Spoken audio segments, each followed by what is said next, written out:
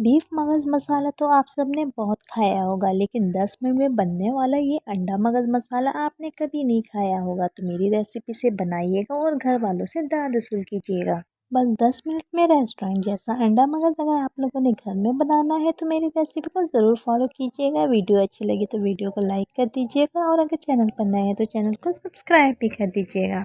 ये रेसिपी आप लोग अपने बच्चों को और हस्बैंड को लंच बॉक्स में बनाकर दे सकते हैं। बहुत ही बेहतरीन सी रेसिपी है। जब घर में बनाने के लिए कुछ भी ना हो तो अंडे निकालें और मज़ेदार सा अंडा मगज मसाला रेडी कर लें। बहुत ही इजी रेसिपी है। इसके 2 स्टेप्स हैं जो मैं आपके साथ शेयर करूंगी। 2 अंडे ले लेंगे, हाफ टी स्पून लाल मिर्चों का पाउडर ऐड करेंगे, नमक आप लोग अपने टेस्ट के मुताबिक ऐड कर लें। अंडों को अच्छी तरह से मिक्स करेंगे।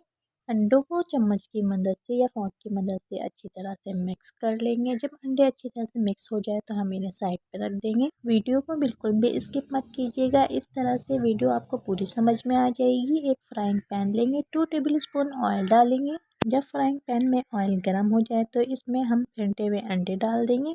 जब ऑयल गर्म हो गया तो हमने अंडे डाल दिए। फेंटे हुए अंडे को अच्छी तरह से फैला लेंगे। अंडों को हमने अच्छी तरह से फैला लिया। जब अंडे एक तरफ से डन हो जाए तो हम इसकी साइड चेंज कर देंगे। अंडों को हमने अच्छी तरह से फ्राइंग पैन में फैला लिया। जब एक साइड डन हो जाए तो हम अंडों को पलट देंगे। जब दूसरी साइड भी डन हो जाए तो हम अंडों की इस तरह से छोटे छोटे पीसेस कर लेंगे।